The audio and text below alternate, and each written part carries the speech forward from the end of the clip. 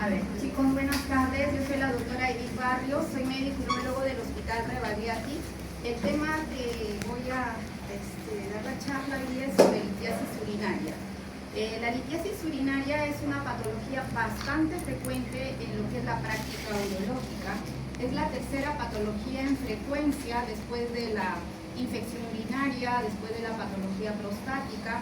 Por eso es que ustedes tienen que conocer esta patología, porque dentro de su internado, dentro del CERUM, ustedes van a tener pacientes con litiasis urinaria y hay que aprender a tratarlo y en qué momento hay que derivarlo al urólogo. Mi charla está basada en las guías americana, europea, la CAO. Ustedes lo tienen también dentro de su bibliografía, si no me equivoco, en el sílabus, creo que cuentan con la guía europea. Bien, ¿qué es la litiasis urinaria? La litiasis urinaria pues es una afección renal causada por la presencia de cálculos, y estas van a evolucionar de diferente manera.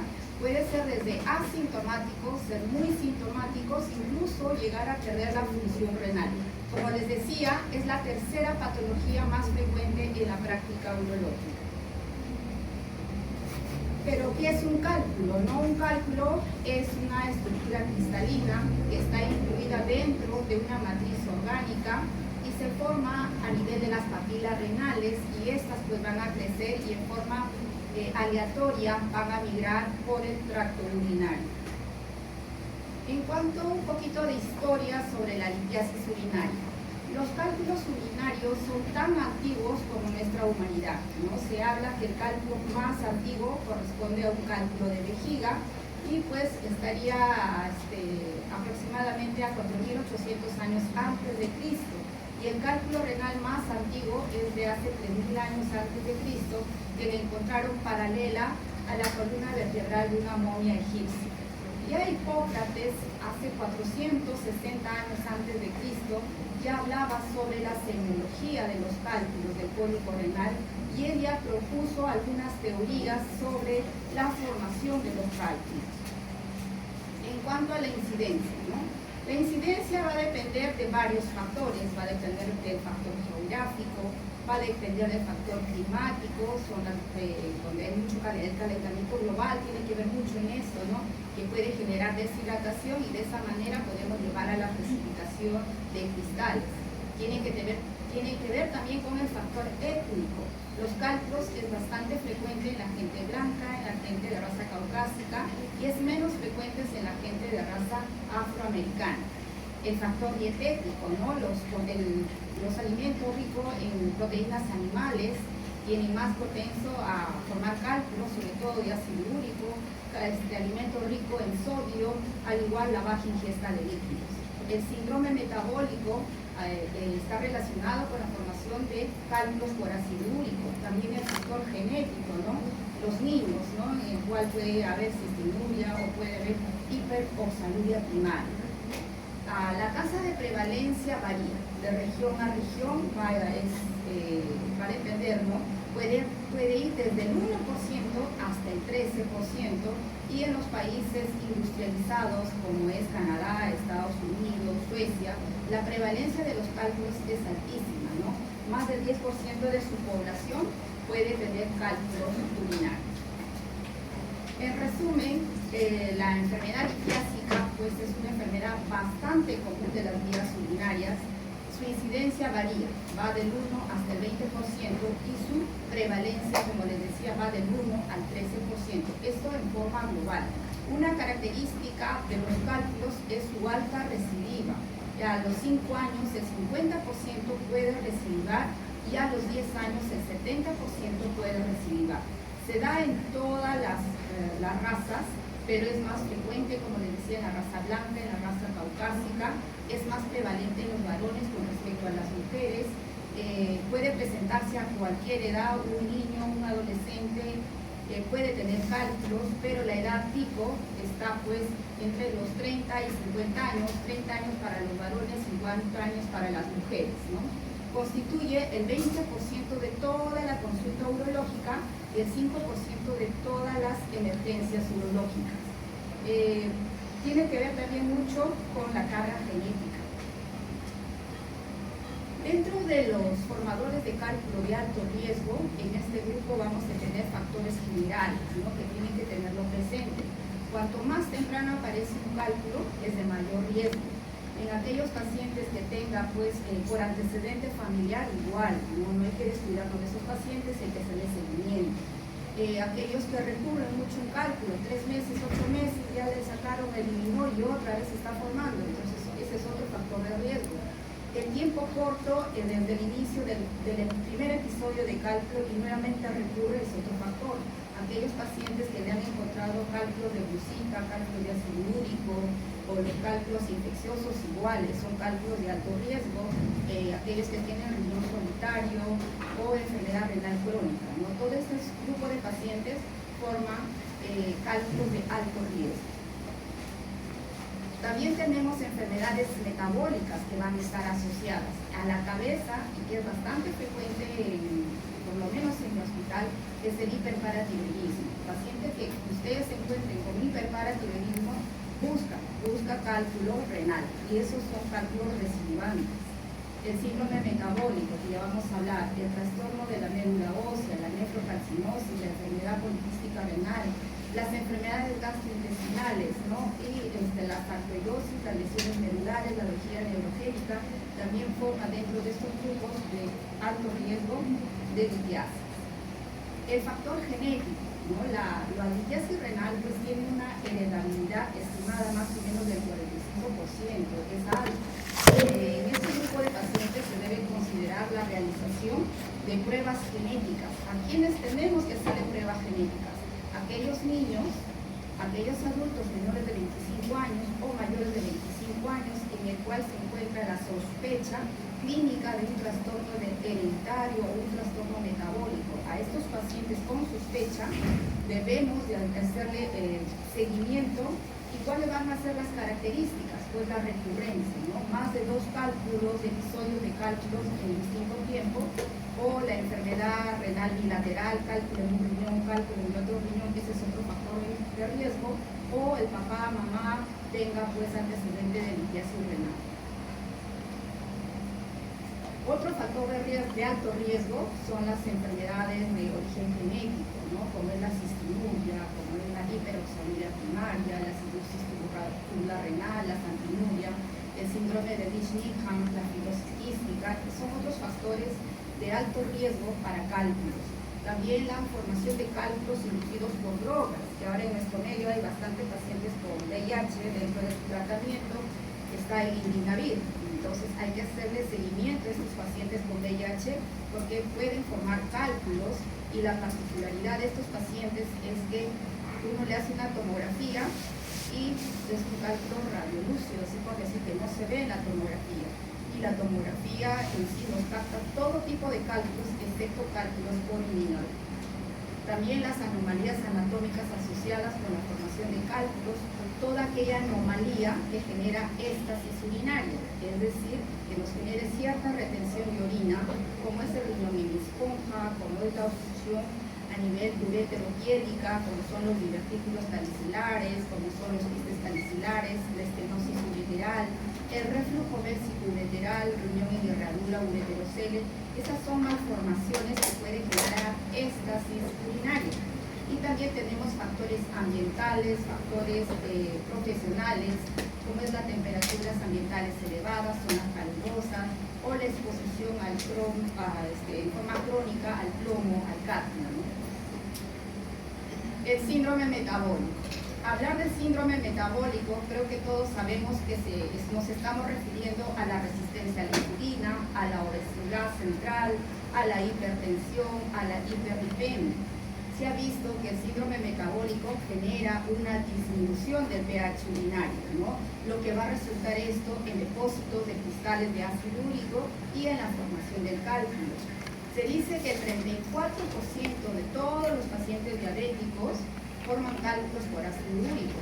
Igual, cuando ustedes tengan un diabético, y sobre todo diabético mal controlado, hay que buscar cálculos por ácido úrico. En cuanto a la etiología de los cálculos, ¿no?, existe una serie de factores que van a determinar la formación, la aparición de la litiasis. Dentro de ellos tenemos factores extrínsecos, aquellos factores que nosotros podemos modificarlo, y tenemos factores intrínsecos que tal vez no lo vamos a modificar o con poca posibilidad de modificar. Dentro de lo que no vamos a poder modificar o tal vez poca capacidad de modificación es el sexo. Hemos dicho que es más frecuente en los varones. En los varones vamos a encontrar cálculos por oxalato de calcio, por ácido úrico, y en las mujeres cálculos infecciosos, cálculos metabólicos. La edad, ¿no? El pico, en algunas literaturas dice 20-50, otro dice 30-50, ¿no? 20 o 30 para el varón y 50 para la mujer. La raza, como les decía, es más frecuente en los blancos, en los caucásicos y menos frecuentes en los afroamericanos. En cuanto a las alteraciones anatómicas, ahí está pues la ectasia tubular renal, el hemoglobina esponja, la estenosis pielo-ureteral, los divertículos, las estrecheces del uréter, el reflujo vésico-ureteral, el ureterocele, el unión en herradura. Tal vez estos podríamos modificarlo con tratamiento quirúrgico, ¿no? Pero no todos. Y el factor genético tampoco lo vamos a poder modificar.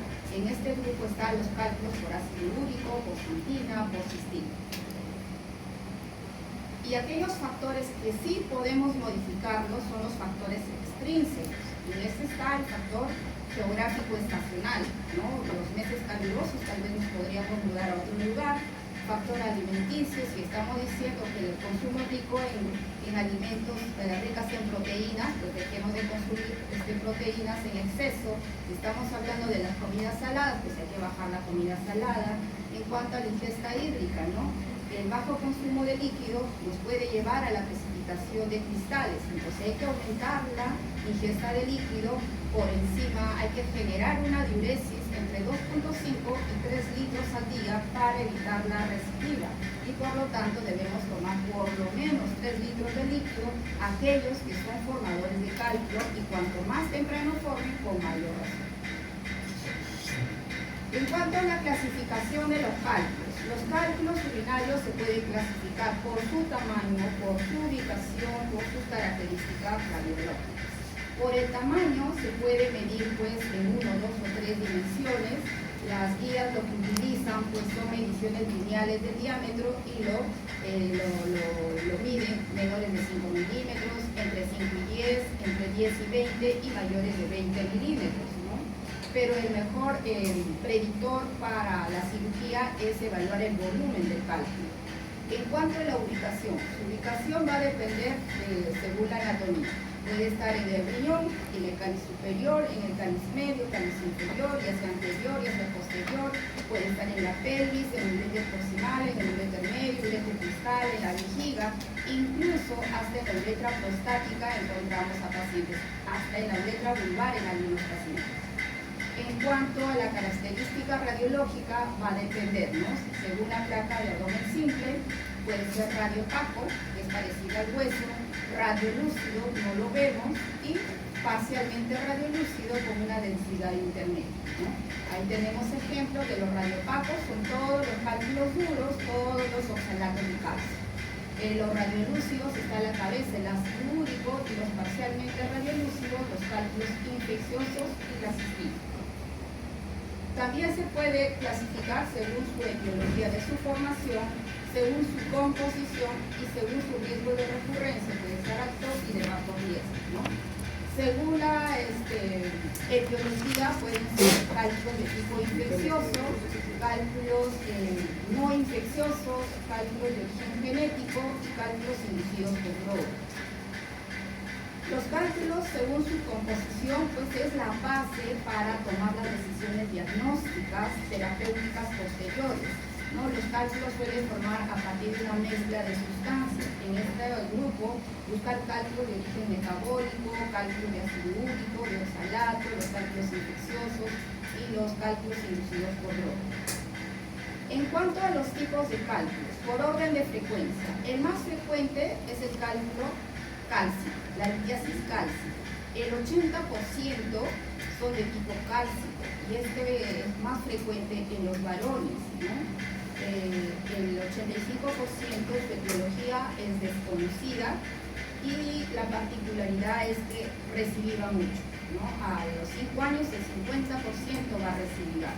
En este grupo está el oxalato de calcio, tanto el mono como el hidratado. El mono hidratado es un cálculo de superficie muy irregular, tiene como espículas de color negro, marrón oscuro, amarillento, y este es el cálculo que genera mucho dolor cuando baja, porque tiene espículas y eso duele, araña, a veces se obstruye y genera espasmos a nivel del uretro. Y también tenemos los de fosfato de calcio, en este grupo está la hidroxiapatita y la brucita, ¿no? Es menos común pero son más agresivos. Igual son duros, superficie también es algo irregular, pero no tiene esa espícula que tiene el mono hidratado. El segundo grupo es el cálculo de ácido úrico al 5%, ¿no? De todo el grupo de cálculo sigue el cálculo por ácido úrico. Está en aumento debido pues a la alta prevalencia de la obesidad, de la diabetes, del síndrome metabólico. Nosotros sabemos que el ácido úrico es un ácido débil que a pH ácido es muy insoluble y se cristaliza fácilmente, pero hay factores que nos va a llevar a la formación de estos cálculos. Uno de ellos es pues, la hiperuricemia.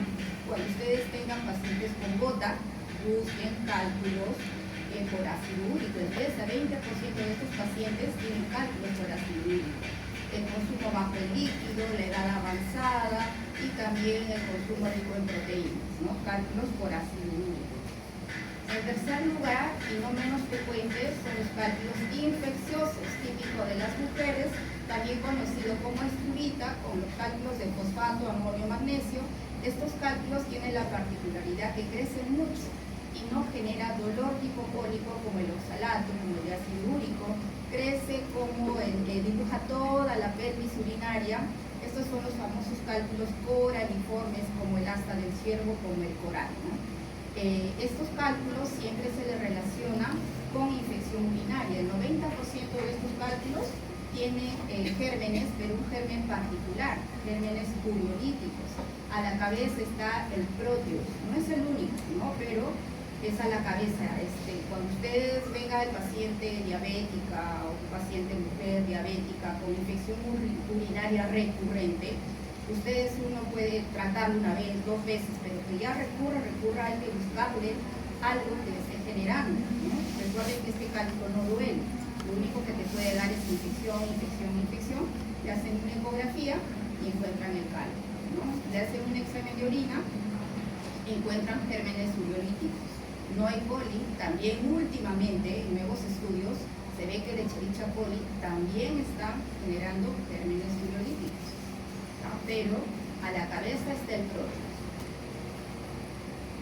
Ahí están todos los grupos de formadores de gérmenes uriolíticos, y no se olviden que E. coli también hay estudios que también forman uriasis. El siguiente cálculo es menos frecuente, pero se ve, los cálculos de cistina. No son cálculos de los niños, de los adolescentes. Nosotros en el hospital contamos con un servicio de urología pediátrica y ellos todos los jueves vienen a presentar sus casos pediátricos, ¿no? Y son niños de 4, 5, 7, 10 años con cálculos y generalmente tienen cálculos por cistina. El 1% de estos cálculos corresponde a cistina, no se diferencia en cuanto a lo que es el sexo. Puede iniciarse a edad muy temprana, incluso en la adolescencia también puede aparecer. Se presenta en la cistinuria y pues se debe a una alta alteración en el transporte de los aminoácidos, como es la cistina, como es la ornitina, la lisina, la adenosina, ¿no? Y acá tienen que ver la herencia, es autosómico recesivo, ¿no? En estos pacientes siempre hay que tener la orina alcalinizada para evitar su recidiva. Y a cálculos mucho más raros son los cálculos infecciosos, ¿no? Como les decía, el indinavir genera pues, cálculos radiolúcidos y son cálculos en los pacientes con VIH. Acá están las diferentes variedades de cálculos, su morfología. La primera, como les decía, el oxalato de calcio con unas espículas, por eso genera dolor. Los cálculos de oxalato tiene la particularidad que son cálculos muy duros, ¿no? Y eso actualmente ya no hacemos cirugía abierta, trabajamos con hipotricia endoscópica láser, pero son difíciles de pulverizar, de fragmentar. Igual acá, otro de oxalato, igualito, son duros, cálculos duros. A los doctores que están durmiendo, por favor, despiértenlos. Luego tenemos el cálculo infeccioso, ¿no? Lo que les decía, que forma como el asta del ciervo, dibuja toda la apéndice renal, es el cálculo poraliforme, y el cálculo diacilúrico es el cálculo plano, ¿no? Que es radiolúcido en la radiografía de abdomen. En cuanto a su composición de los cálculos, la mayoría es con un componente cristalino, pero también puede haber matriz orgánica. ¿Sí? En cuanto a la formación de los cálculos, pues el origen de la litiasis va a estar condicionada por la precipitación de los solutos que están disueltos en la orina. Esto por una sobresaturación, una alteración de la metastabilidad, ¿no? Hablar de metastabilidad es el estado pues, en el que la orina está sobresaturada, pero, ojo, no forman cristales porque tienen unos inhibidores de la nucleación de estos cristales. Eso es lo normal que pasa en la orina. La orina siempre va a estar en un equilibrio, tanto de aquellos que nos puede ayudar a la precipitación de los cálculos, como son los promotores, todos los cristales que hemos hablado, y por otro lado vamos a tener inhibidores. Estos dos tienen que estar en equilibrio para evitar la formación de los cálculos, ¿no? En conclusión, los cálculos vendría a ser la suma de la composición de la orina, también asociado a un pH urinario, y esto en un tiempo.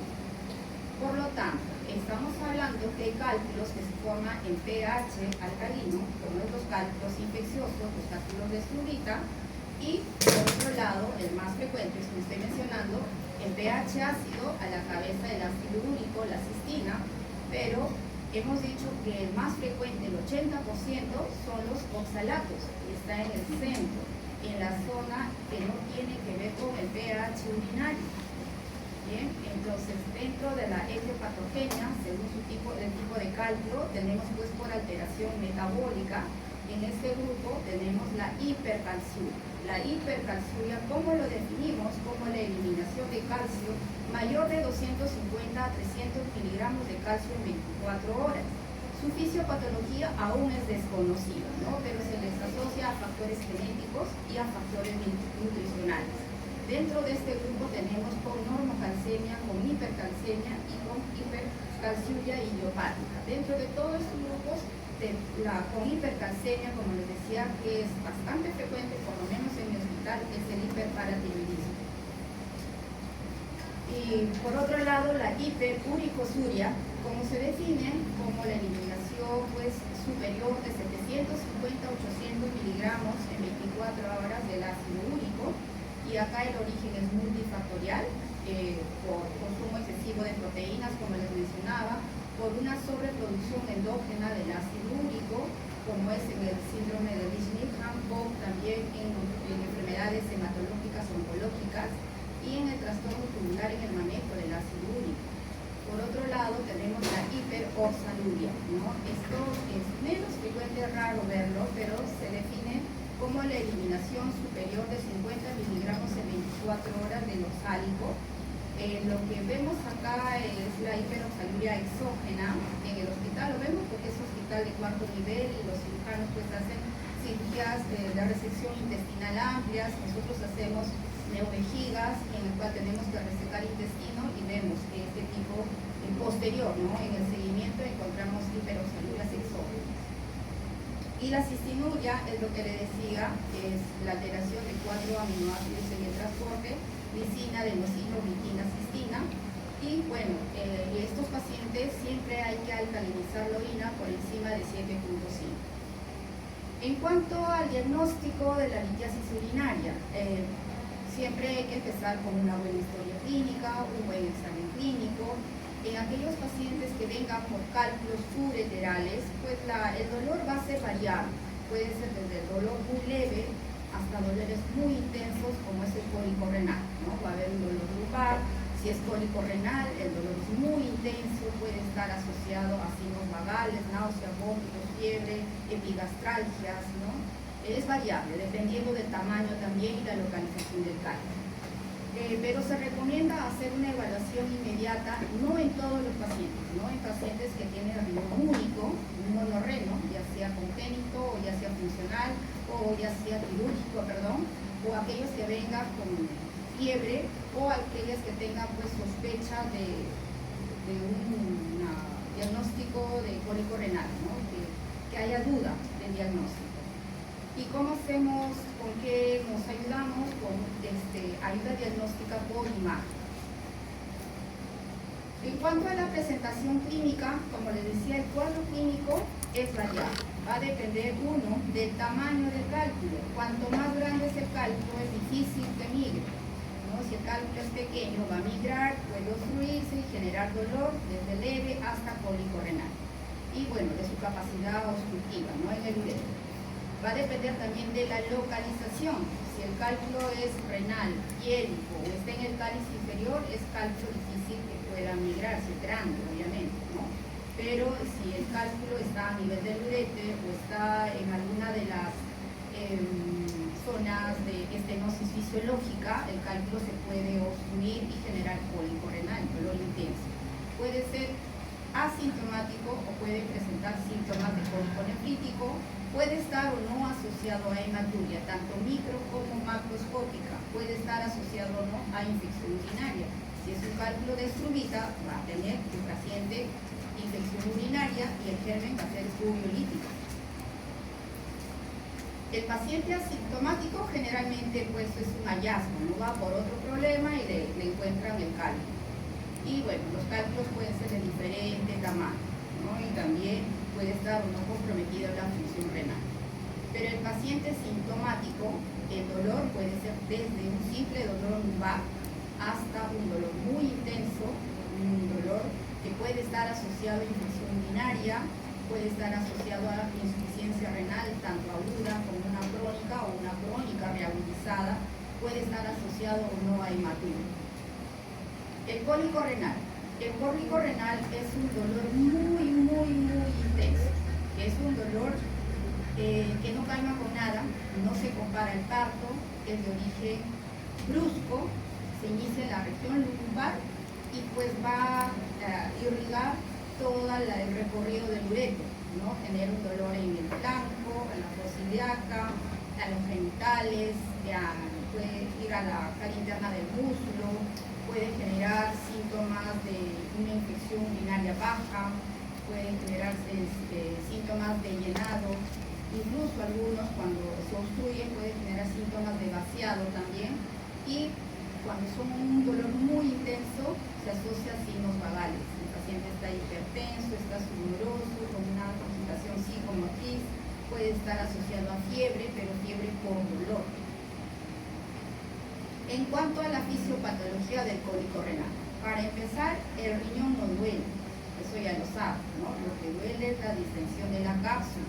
Entonces, ¿por qué duele? Porque hay un cálculo pues, que migra, se obstruye en el uréter.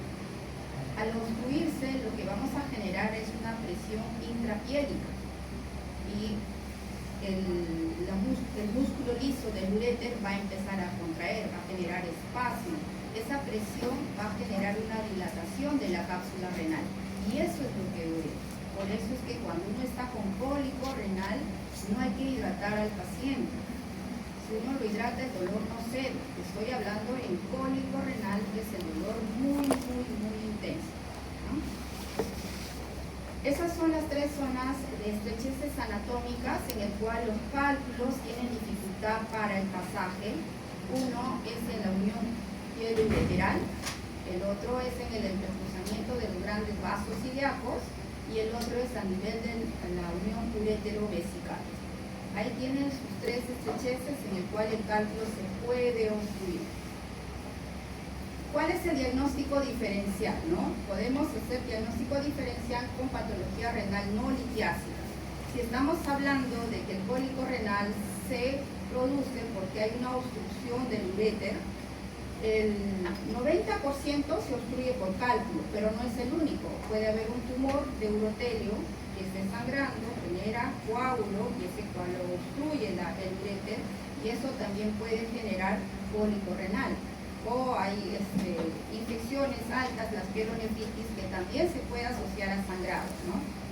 En cuanto a patologías discales, las hernias lumbares, dentro de las digestivas tenemos el cuadro de apendicitis, cólico biliar si está en el lado derecho, las trombosis mesentéricas, los divertículos complicados, el aneurisma de la aorta abdominal no roto, el proceso ginecológico en el caso de las damas, la rotura y la torsión del quiste, de un embarazo extrauterino, la salpingitis, ¿no?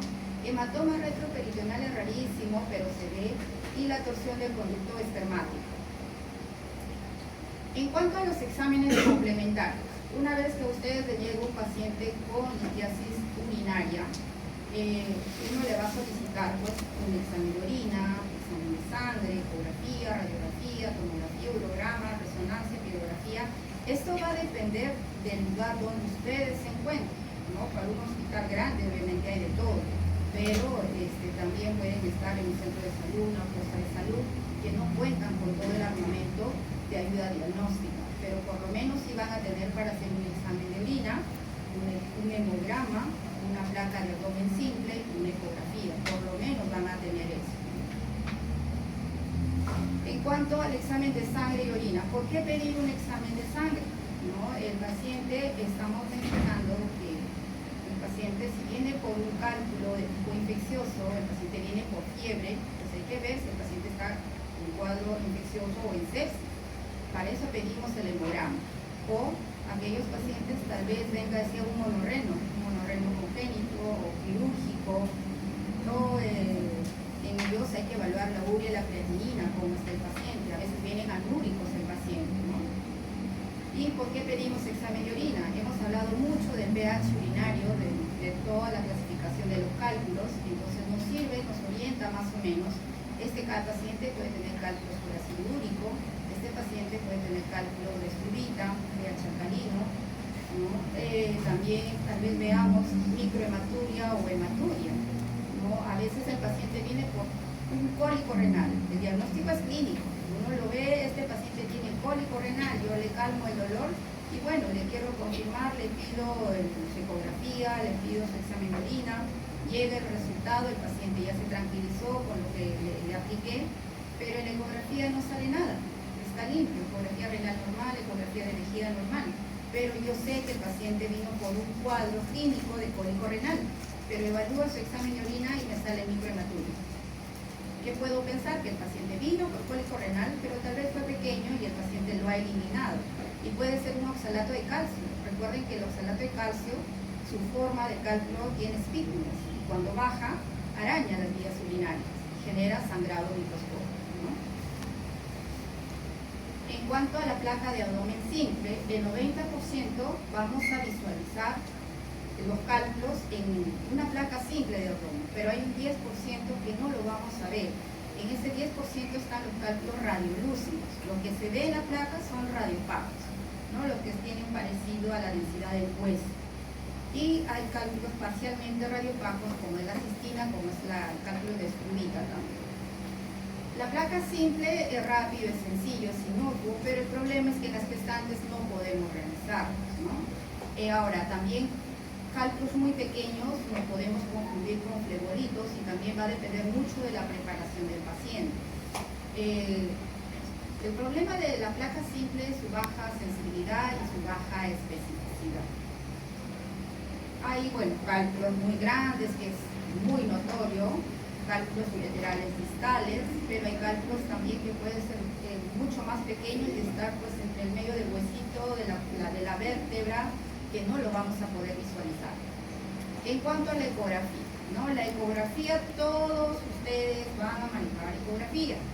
Entonces la ecografía es un examen simple, no es invasivo, es rápido, es inocuo, no cuesta mucho, es operador dependiente, o pues tienen que tenerlo presente, y pues nos permite evaluar todo tipo de cálculo, sea radiolúcido, radiopaco, poco radiolúcido, todo lo vamos a ver. Pero el problema como el uréter es un órgano retroperitoneal a nivel del tercio medio, Ahí es el problema para ubicarlo por ecografía. Nosotros vamos a ver cálculos si está en el riñón, si está en el uréter proximal o si está en el uréter distal a nivel vesical. Pero cuando está en el uréter medio es bien difícil ubicar. Ustedes tienen una ecografía, el paciente viene por dolor y ven una ecografía que está hidronefrótico, pero no ven cálculo, no es que no lo tenga. Recuerden que puede estar en el uréter medio, que es retroperitoneal. El urograma excretor cada vez se hace menos. Antes hacíamos bastante. Es un examen en el cual se usa contraste, por lo tanto, pacientes gestantes, pacientes alérgicos al yodo, pacientes con insuficiencia renal con una creatinina por encima de 2, no se puede realizar el urograma excretor. Lo bueno de este estudio es que te dibuja muy bien la anatomía de la vía urinaria, ¿no? Y cálculos que son transparentes, radiolúcidos, no lo vamos a ver, pero sí nos va a dar como un efecto de relleno, ¿no? También cuando los cálculos también podemos confundirnos con la sustancia contrastada, ¿no? Esa es la dificultad del urograma, pero sí era muy útil. Y el urograma excretor, perdón, la tomografía, el uroten, ¿no? El uroten es el gol estándar para el diagnóstico de la litiasis urinaria. Lo bueno del uroten es, uno, para cálculos es sin contraste, excepto que el paciente haya tenido pues, ya cirugías previas, ¿no?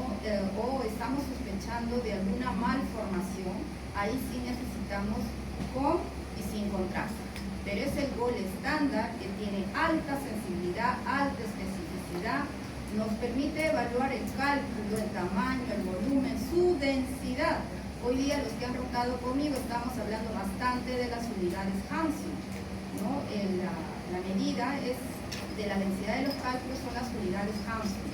Depende mucho de esa densidad para el tratamiento quirúrgico y también para dar tratamiento medicamentoso, si es que le vamos a acidificar la orina. No todo se opera, por más que sea grande, podemos corregir el pH y el paciente pues se elimina el cálculo. Pero ¿cómo calculo yo esa densidad? Mediante tomografía. Y aparte pues me permite ver otros órganos pélvicos, su relación también. Puede captar cálculos desde 2 milímetros y bueno, nos permite también para ver, como decía, otro tipo de lesión. Ahí están los cálculos en diferente posición con tomografía.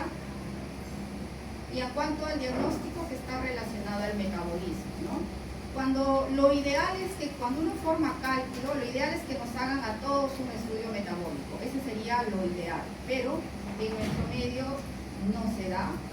O tal vez en la parte privada, el que tiene la economía, de repente puede hacer su estudio metabólico, pero en aquellos pacientes que tengan recurrencia temprana, aquellos pacientes que tengan antecedente familiar, como estábamos hablando, esos pacientes o son jóvenes, ya les dije niños, mayores o menores de 25 años, pero que están recurriendo mucho en cálculo o tengan cálculos en ambos riñones, esos pacientes deben parar las orejitas y hacerse estudio metabólico, ¿no? Lo ideal es hacerse una espectroscopía infrarroja y en Perú no hay el equipo, ¿no? Por eso nos valemos estudios metabólicos que nos ayudan a hacer los nefrólogos.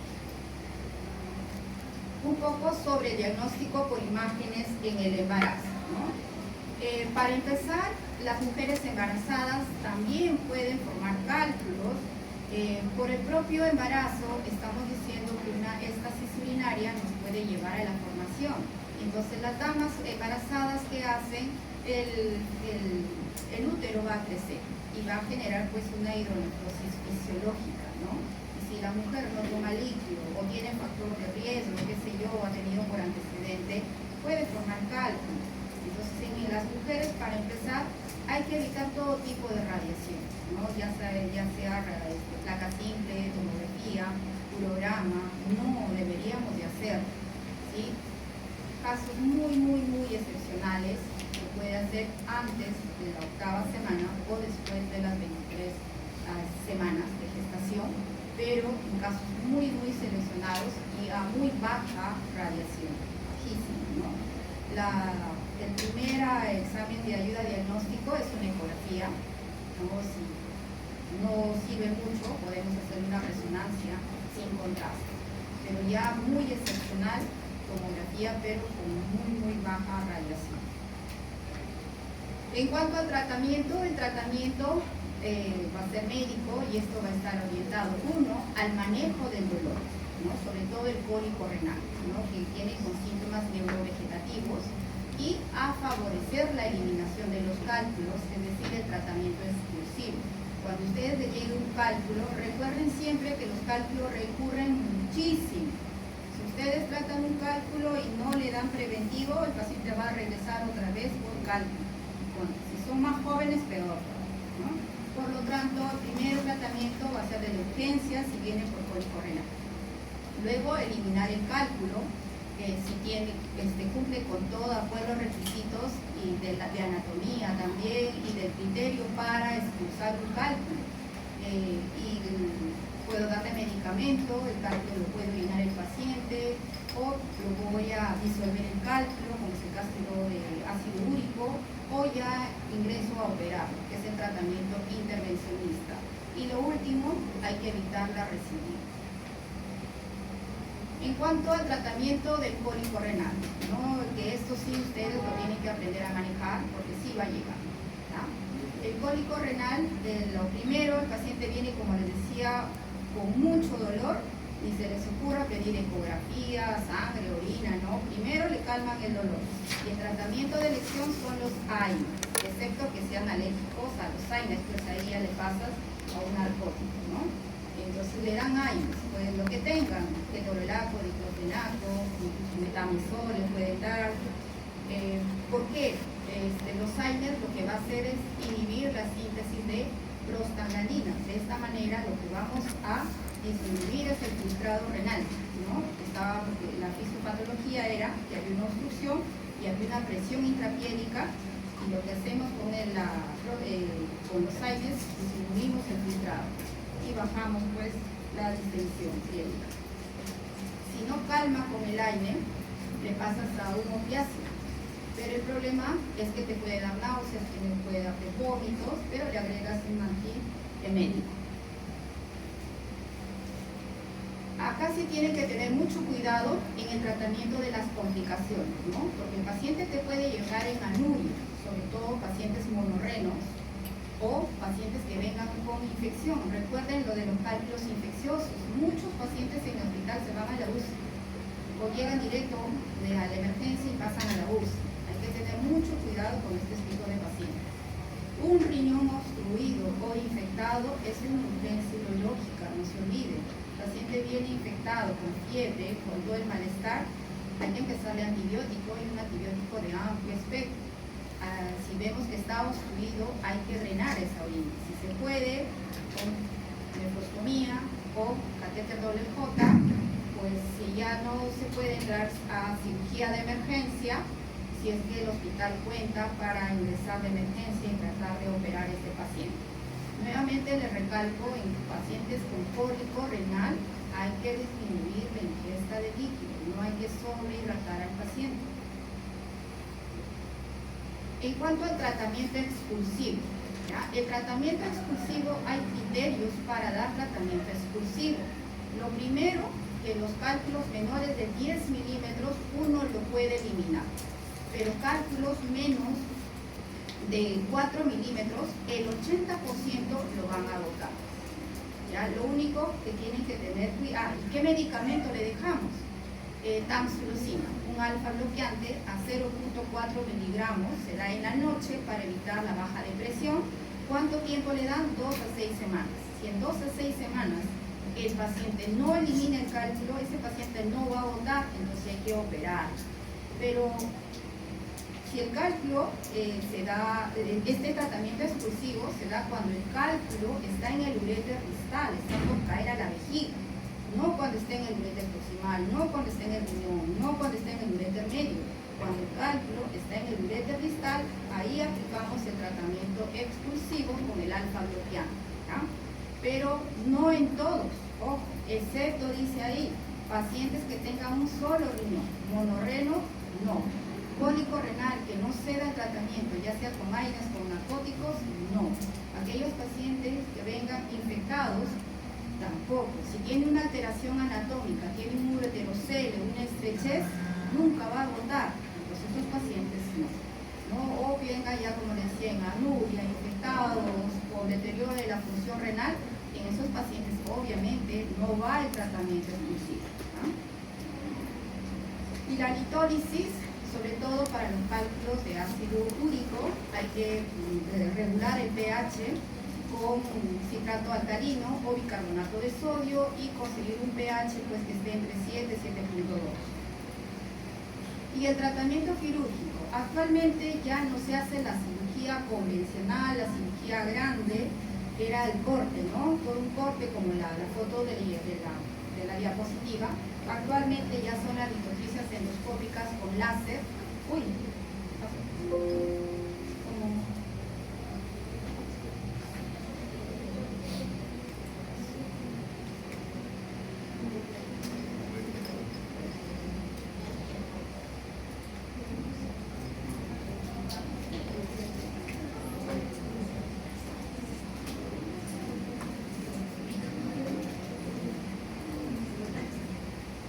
las cirugías actualmente ya no se hace con corte, como les decía, las cirugías son cirugías endoscópicas. Actualmente se trabaja con la fibra láser. Va a depender mucho del tamaño de los cálculos. Los cálculos son pequeños, menos de 2 centímetros, o sea, menos de 20 milímetros. Trabajamos con la fibra láser, ya sea con el equipo semirrígido, que es como un cistoscopio, hasta el uréter medio, pero si el cálculo está ubicado a nivel del uréter proximal o a nivel renal, ahí sí tenemos nosotros que entrar con esto. Tenemos que ingresar con el equipo flexible. ¿Ven ahí? Sí, ¿no? Porque para avanzar. Tenemos que entrar con el equipo flexible. Este es el equipo flexible, ¿no? Tiene una deflexión de 180 grados y uno busca canal superior, medio, inferior, y el tratamiento va a depender mucho, como les decía, de la ubicación. Miren por ejemplo acá, estamos en intrarrenal y ahí estamos pulverizando el cálculo. El tiempo de cirugía en estos pacientes hay que tener mucho cuidado, porque como se trabaja con líquido, hay mucha presión, ¿no? Actualmente tenemos camisetas de succión que va aspirando esos polvitos, y los cálculos, como les decía, va a depender mucho de su ubicación. Estos algoritmos son de la guía europea, cada año varía, cambia, y según el tamaño, ¿no? Por ejemplo, si tenemos cálculos más de 2 centímetros, está a nivel piélico, la primera opción que nos indica es que es una nefrolipotricia percutánea, ya sea con el equipo pequeño, que es el mini PER, se les dice, o si es cálculo mucho más grande de 3 centímetros, la nefrolitotomía percutánea. Y si el cálculo es ureteral, es la litotricia endoscópica láser con el equipo semirrígido nada más, ¿no? Esta es una sala endoscópica con todo el aparataje, se trabaja con radiación, la sala está todo blindada de plomo, todos ingresamos con manilón de plomo, collarín de plomo y lentes de plomo. En cuanto a la litotricia extracorpórea, casi no se hace, ya en mi hospital se hacía bastante, pero el paciente, hay casos muy seleccionados, con cortes que se le da directo a los cálculos, y esto fragmenta, ¿no? Y al fragmentar cae bloque o cae tamaños considerables que pueden generar cólico renal. Cuando los cálculos son más grandes hay que colocar un catéter doble J para evitar el cólico renal. Pero todavía tiene su indicación en algunos centros que cuentan con el equipo. Como son golpes que se le da al cálculo que está a nivel renal, estos pacientes, si tienen algún problema de coagulación, pues no pueden ingresar. Cuando hay radiación, 1 minuto le dices por qué. Como se trabaja con radiación, gestantes no pueden entrar, aquellos que tengan problema de coagulación no pueden ingresar, aquellos que tengan infección tampoco. Y Y la recidiva, ¿no? Obviamente medidas generales, hidratar muy bien al paciente. Si hay alguna alteración anatómica, hay que tratar de corregirlo. Y evitar el consumo rico en proteínas, en sodio, bajar. Y el problema metabólico pues lo dejamos nosotros a los nefrólogos. Bien, el tema es bastante amplio y tienen que aprender.